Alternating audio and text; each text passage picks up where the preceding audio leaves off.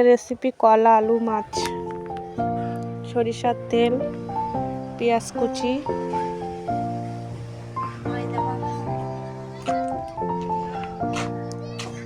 কাঁচামরিচ,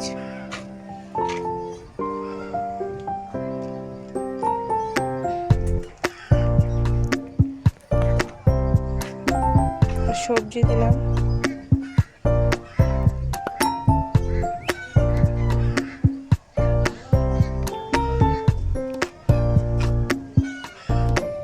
লবণ, হলুদ, আদা বাটা,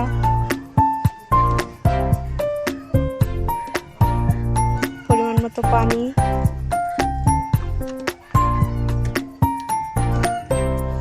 কিছুক্ষণের জন্য নেড়ে চড়ে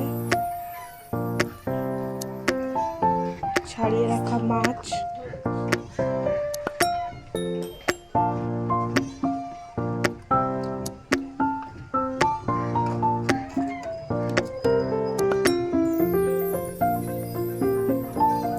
পানি পরিমাণ মতো,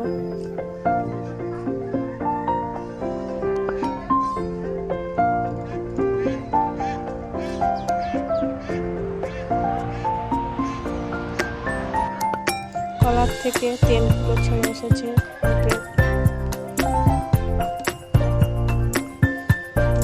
কাঁচকলার তরকারি